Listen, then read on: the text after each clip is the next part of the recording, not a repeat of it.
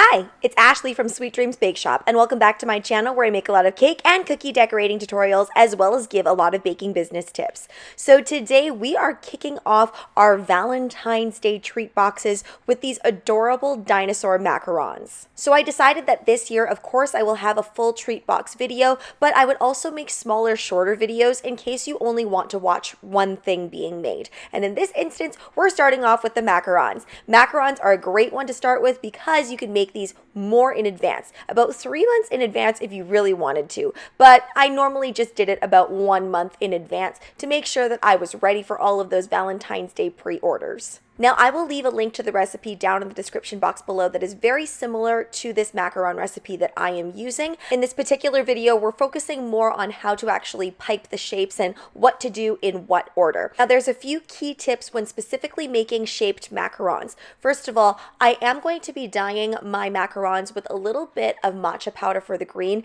and I'm using gel food coloring for the pink, but you could use gel food coloring for each of them. Whenever you're dyeing your macarons, keep in mind that it does end up quite pale in comparison to how much colorant you put in there. So if you do want it super vibrant, you are going to need quite a few squeezes of that gel food colorant, but not too much because you don't want it to change. So if you're afraid of it actually changing the composition of your macaron batter, then I suggest you use powdered food colorant instead.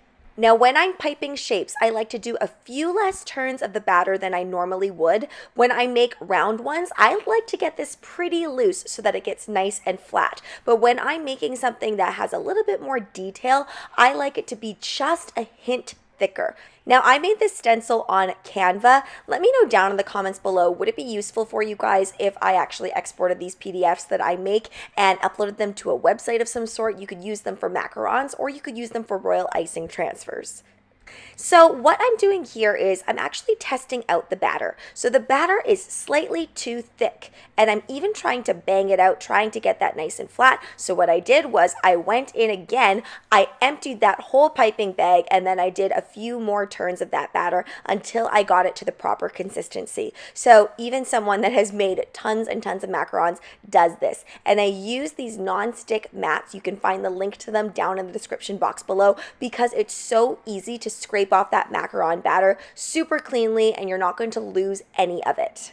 Now keep in mind when you're making macarons that are going to have different layers to them and different things added to it, you can really only bang the first thing that you put down. So because I'm putting down the outline of the dinosaur first, I'm able to get this part nice and smooth, but the other parts I will have to rely simply on the fact that I have the correct consistency. So for this portion here, I did want this fairly thick, so I did only incorporate the wet and dry ingredients a little bit, just until everything was fully mixed, but it certainly is not the texture that I would use for rounded macarons that are flat. I turned it a little bit more after I had finished that kind of spiky part, but it still wasn't quite enough for these hearts. The hearts ended up a little bumpy for my liking, but it's okay. Next time I will get it right. All I really had to do to fix that situation was turn the batter a little bit more. Every time you add a layer onto your macaron, you want to make sure that it's a little bit opaque underneath and then go ahead and add things on, just like I added on that little arm there.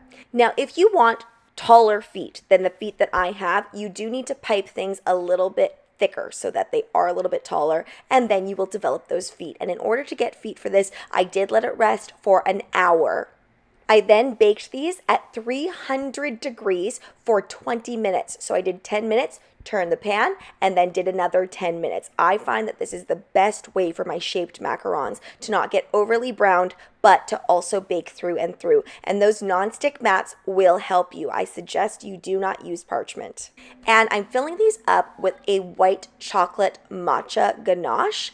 I will leave the recipe down in the description box below that I used for this. It was fantastic. Go ahead and just follow the directions and you can't go wrong. Now, one thing is, I did not sift my matcha powder, but I really should have to avoid any of those chunks. Luckily, none of them actually made it into the macarons, but it did make it a pain to take them out after the fact. I wanted to give these macarons a little bit of a cartoon spin, and I am putting these together first and then adding on all of this edible black felt. I really wanted to indicate that that was a heart that the dinosaur is holding, so I kind of just gave it those lines. It's supposed to be a heart with a bite taken out of it, so I just wanted to make that a little bit more clear. Now, originally the drawing has teeth coming out of the dinosaur's mouth, but I knew that would be just a slight too difficult to get all of those little teeth in, so I decided to omit it. I'm using some Roxy Enriched petal dust, and I'm just putting it on the outside of the heart as well as on the dinosaur's little cheek. Some of the dinosaurs I gave some extra lashes to, some of them I didn't put any lashes on. Really just make these super, super adorable. Oh, I also put some on the spiky part here as well. You can do this with airbrushing too, but I just find I get a little bit more control when I'm using a brush and petal dust instead.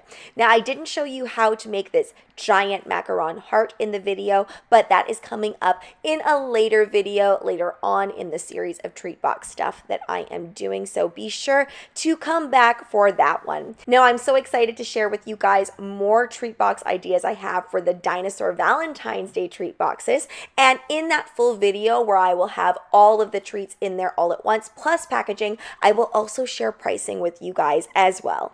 Thanks so much for watching, guys. Don't forget to like, share, and subscribe so you can be part of the Sweetie fam. Right now, I'm uploading weekly, so make sure you hit that notification bell so you know when I upload. Also, be sure to comment, request, or ask a question. I love hearing from you guys. Bye!